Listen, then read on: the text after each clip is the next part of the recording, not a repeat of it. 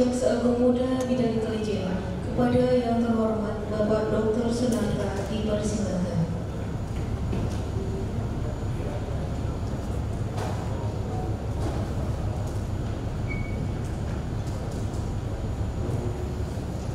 Bismillahirrahmanirrahim.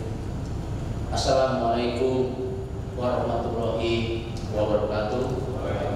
Selamat pagi dan salam sejahtera bagi kita semua. Om Swastiastu, Namo Buddhaya, salam kebajikan, shalom. Yang terhormat Bapak Jaksa Agung Republik Indonesia, yang saya hormati Bapak Wakil Jaksa Agung Republik Indonesia, rekan-rekan para Jaksa Agung Muda, Kepala Badan Diklat, dan para staf ahli, pejabat eselon 2, Pases 3 dan 4 di lingkungan Jaksa Agung Muda Intelijen, Kepala Kejaksaan Tinggi, para asisten intelijen dan seluruh jajaran di bidang intelijen, Kepala Kejaksaan Negeri, Kepala Cabang Kejaksaan Negeri, dan Kasih Intel seluruh Indonesia, serta para peserta rapat kerja teknis yang saya cintai dan saya banggakan. Pertama dan utama sekali, mari kita panjatkan puji syukur kepada Tuhan Yang Maha Kuasa yang telah melimpahkan rahmat, taufik, dan hidayah kepada kita semua, sehingga pada hari ini kita dapat hadir dalam keadaan sehat walafiat, tak kurang satu apapun untuk mengikuti rapat kerja teknis bidang intelijen. Bidang intelijen hari ini menyelenggarakan rapat kerja teknis dengan tema meningkatkan sumber daya manusia intelijen penegakan hukum yang unggul dan berintegritas untuk mewujudkan optimalisasi kinerja. Pada kesempatan ini saya ucapkan selamat datang dalam penyelenggaraan rakernis melalui aplikasi Zoom. Kita patut bersyukur walaupun di tengah pandemi yang masih melanda Indonesia selama ini, kita masih diberi kesempatan untuk dapat hadir bersama-sama dalam kegiatan rakernis ini, meskipun secara video conference sebagai bagian dari ikhtiar kita menjalankan protokol kesehatan dengan membatasi kontak fisik demi melindungi kesehatan dan keselamatan jiwa kita bersama. Saya berharap kondisi pandemi tidak menyurutkan sedikit pun semangat kita semua untuk dapat memberikan kontribusi terbaik, khususnya dalam bentuk pemikiran, ide-ide brilian yang bermanfaat dalam mendukung keberhasilan tugas dan fungsi intelijen yang sedang kita jalankan. Hadirin para peserta rakernis yang berbahagia, rakernis tidak boleh dipandang sebagai kegiatan seremonial, namun rakernis harus dipandang sebagai kegiatan produktif yang bertujuan untuk mengembangkan institusi kejaksaan yang lebih maju, berkualitas tinggi, efektif, dan efisien dalam menjalankan visi dan misi organisasi, serta dalam upaya memberikan pelayanan terbaik di bidang penegakan hukum. Kegiatan rakernis ini sudah seharusnya menjadi momentum untuk melakukan refleksi atas pelaksanaan tugas selama setengah tahun lebih, tahun 2020 ini, mengidentifikasi berbagai masalah dan hambatan yang dihadapi di lapangan, serta evaluasi atas hasil keputusan rapat kerja nasional tahun ini atau rekomendasi tahun ini yang telah dirumuskan pada Rakernas tahun 2019 yang lalu. Evaluasi ini merupakan manifestasi pertanggungjawaban kita sebagai pemangku jabatan atas amanah yang telah diberikan oleh pimpinan. Melalui kegiatan evaluasi diharapkan dapat diketahui capaian keberhasilan maupun kegagalan dari serangkaian proses kegiatan yang telah kita jalankan dalam lingkup tugas dan fungsi. Hasil evaluasi tersebut akan menjadi bagian bahan masukan yang objektif bagi pimpinan dalam menentukan langkah-langkah kegiatan ke depan. Para hadirin peserta rakernis yang saya banggakan, berdasarkan Undang-Undang Nomor 17 Tahun 2011 tentang intelijen negara, intelijen kejaksaan adalah bagian dari intelijen negara yang melaksanakan fungsi intelijen penegakan hukum. Peraturan Presiden Nomor 38 Tahun 2010 Yukto Peraturan Presiden Nomor 29 Tahun 2016 tentang organisasi dan tata kerja Kejaksaan Republik Indonesia mengatur bahwa Jaksa Agung Muda Bidang Intelijen melaksanakan tugas dan wewenang kejaksaan di bidang intelijen yang lingkup tugasnya meliputi kegiatan intelijen, penyelidikan, pengamanan, dan penggalangan atau limpanggal untuk melakukan pencegahan tindak pidana guna mendukung penegakan hukum baik preventif maupun represif di bidang Ipoleksos Kunhanka, melaksanakan cegah tangkal terhadap orang-orang tertentu dan atau turut menyelenggarakan ketertiban dan ketentraman umum. Berdasarkan uraian tersebut, maka fungsi intelijen dapat kami bagi menjadi dua bagian. Yang pertama, kendala, seperti tadi disampaikan oleh Bapak Jaksa Agung dalam pengarahannya, bahwa bidang intelijen Kejaksaan memiliki tugas memberikan dukungan intelijen bagi pelaksanaan tugas dan fungsi kejaksaan oleh setiap unit kerja, baik pembinaan, biduk, bisus, datum, pengawasan, dan ketika. Ini semua sesuai apa yang diarahkan oleh Pak Jaksa Agung tadi. Kemudian kedua, bidang intelijen kejaksaan merupakan bagian dari intelijen negara yang ikut melaksanakan fungsi deteksi dini dan peringatan dini dalam rangka pencegahan, penangkalan, dan penanggulangan berbagai ancaman terhadap kepentingan dan keamanan nasional, khusus di bidang penegakan hukum. Jadi secara internal kita dukung semua unit kerja kita, dan secara eksternal kita juga berperan aktif. Berbeda halnya dengan fungsi intelijen pertahanan militer yang menjalankan kontra intelijen yang terkadang menempatkan hukum sebagai lawan, maka kedudukan intelijen kejaksaan sebagai intelijen justisial atau law intelijen memiliki misi utama yang signifikan untuk mendukung keberhasilan penegakan hukum penanganan perkara. Oleh karena itu, untuk dapat memberikan dukungan secara efektif, jajaran intelijen harus mampu menyelami dan memahami setiap bentuk tantangan tugas yang dihadapi oleh masing-masing bidang tersebut, yang tentunya memiliki karakteristik berbeda. Rakernas kali ini mengusung tema yang berkaitan dengan peningkatan kapasitas sumber daya manusia.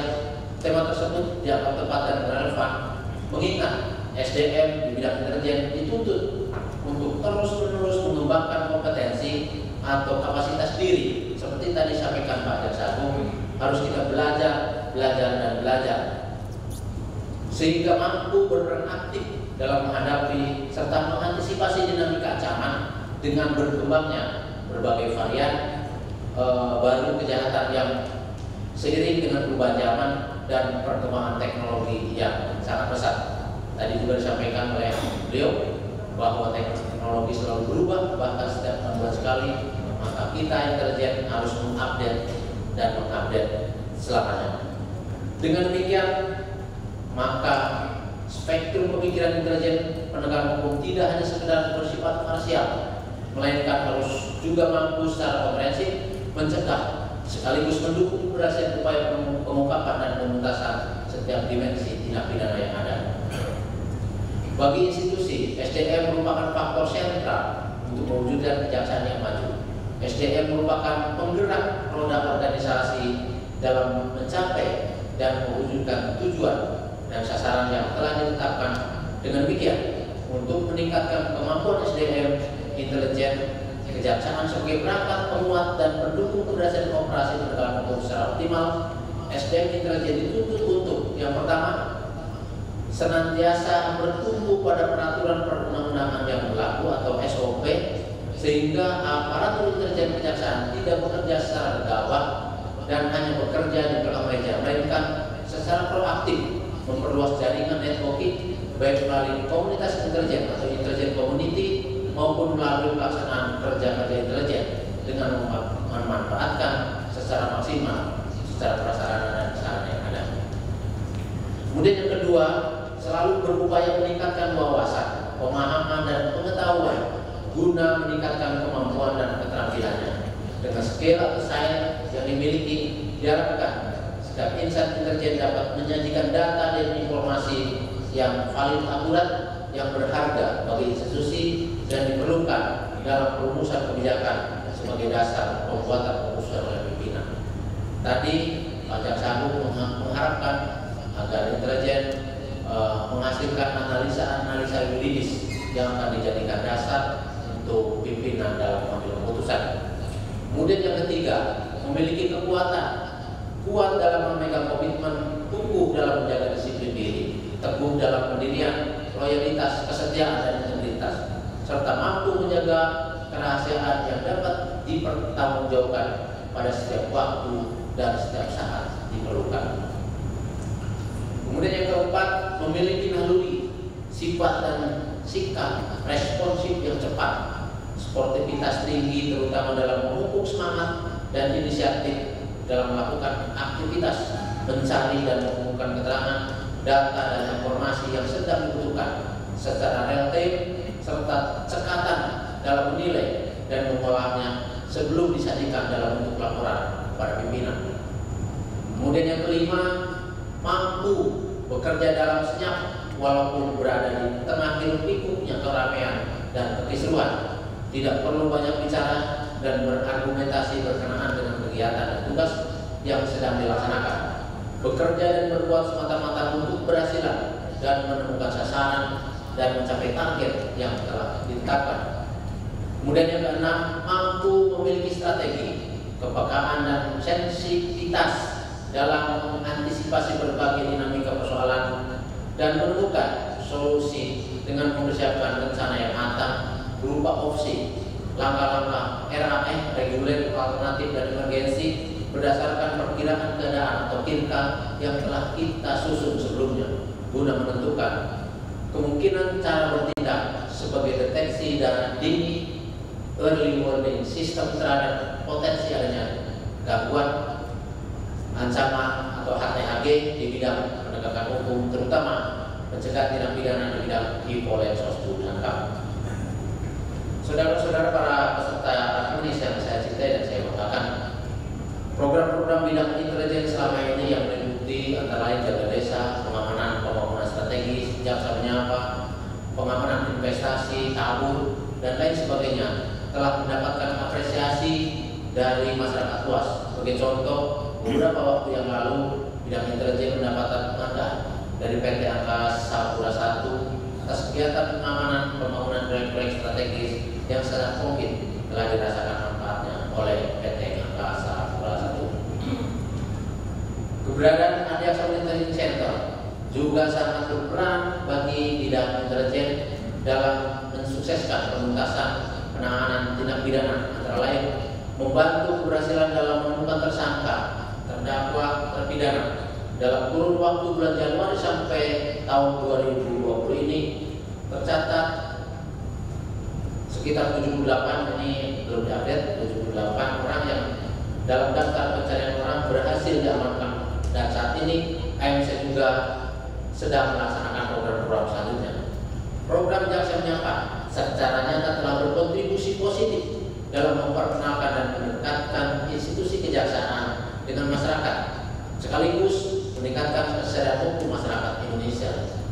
Oleh karena itu, program Jaksa Menyapa sudah semestinya kita pertahankan dan dilaksanakan secara kontinu dan berkelanjutan sebagai sarana komunikasi yang efektif dalam memberikan pemahaman hukum dalam berbagai konteks bagi masyarakat luas. Saya berpesan kepada seluruh jajaran bidang intelijen untuk dapat melaksanakan perannya secara sungguh-sungguh sebagai mata dan telinga pimpinan yang tajam, akurat, dan terpercaya. Tadi Pak Jaksa Agung menyampaikan bahwa kita sebagai kodratnya, sebagai mata dan telinga pimpinan tentu harus menyajikan data yang akurat kepada pimpinan, tentu setelah kita olah sebagai dalam bentuk analisa hukum yang tepat. Kumpulkan dan dalami data maupun informasi yang ditemukan untuk kemudian diolah, dianalisa sehingga menjadi dasar pengambilan keputusan bagi sebagai langkah deteksi dini terhadap potensi AGHT sekaligus yang mengganggu bahkan menggagalkan pelaksanaan tugas dan pencapaian misi dan misi kejaksaan. Hadirin peserta rakernis yang saya hormati, berkenaan dengan tugas penting kita untuk melakukan penataan, pembenahan, dan optimalisasi kinerja bidang intelijen, maka penyelenggaraan rakernis ini sebagaimana yang telah saya sampaikan sebelumnya merupakan upaya untuk mengidentifikasi berbagai hal dan masalah yang perlu mendapatkan perhatian atau menjadi prioritas untuk segera dikaji, dicari solusinya, sehingga dapat dirumuskan suatu acuan dalam pelaksanaan tugas dan tanggung jawab bidang intelijen, antara lain untuk di sekretariat Jamintel agar segera menyesuaikan dengan perkembangan zaman. Saat ini sistem persuratan digital atau e-office sudah merupakan keniscayaan sehingga bidang intelijen seyogianya turut memanfaatkan teknologi secara optimal sebagai backup atas data-data manual yang mudah hilang, khususnya dalam hal-hal yang luar biasa di luar kendali manusia, bencana seperti tempo hari yang terjadi di kantor kita. Kemudian yang kedua, mengoptimalkan penyerapan anggaran dalam situasi pandemi. Perlu saya sampaikan untuk serapan anggaran bidang intelijen masih rendah. Mudah-mudahan di Kejati-Kejati seluruh Indonesia dan Kejari seyogianya harus sudah di atas 75% untuk bulan September ini. Kemudian kedua, bidang Direktorat Ideologi Politik Keamanan Pertahanan dan Keamanan (DIRA) untuk dapat mempersiapkan langkah-langkah konkret melalui kegiatan identifikasi serta pemetaan dan deteksi dini terhadap potensi ancaman gangguan keselamatan sekaligus tantangan dalam penyelenggaraan Pilkada serentak tahun 2020 yang akan diselenggarakan tanggal 9 Desember 2020. Selanjutnya, mempercepat penyusunan SOP pengamanan sumber daya organisasi, pengamanan PAM personil, juga PAM material yang belum ada, mohon Pak Dirta perhatiannya. Kemudian untuk Dir3 Soshut, Dir B, mempersiapkan diri dalam menghadapi pilkada serentak dengan melakukan deteksi dini potensi konflik sosial dan sara serta penyebaran berita hoax melalui medsos. Kemudian memoptimalkan fungsi koordinasi dengan bidang terkait sehubungan dengan disahkannya SOP pengawasan peredaran barang cetakan dan media komunikasi serta SOP ketahanan budaya, pemberdayaan masyarakat desa, pengawasan ormas dan LSM, konflik sosial dan ketentraman umum. Kemudian keempat, Direktorat Ekonomi dan Keuangan perlu diperhatikan untuk Pak Dir C dan jajaran di bawah dikasih di Kejati menjelang pilkada serentak ini untuk tidak melakukan pemanggilan permintaan keterangan terhadap calon peserta pilkada. Kalaupun harus mengumpulkan bahan keterangan, lakukanlah dan optimalkan paket secara tertutup sehingga apa yang kita lakukan tidak mengganggu jalannya pilkada. Selanjutnya, penanganan laporan pengaduan masyarakat yang diserahkan oleh Jamintel kepada Kejati dan Kejari untuk dapat segera ditindaklanjuti dan dilaporkan secara berkala perkembangannya masing-masing. Kemudian untuk Dir D, mengoptimalkan kegiatan pengamanan pendampingan refocusing, kegiatan dan relokasi anggaran bersumber dari APBN maupun APBD dan dana desa untuk penanganan COVID-19. Kemudian perlu disusun suatu aturan prosedur yang jelas yang dapat dipahami dan ditaati bersama oleh masing-masing direktorat agar kegiatan pengamanan pembangunan strategis dan penanganan laporan pengaduan masyarakat yang terkait dengan proyek yang diamankan sama-sama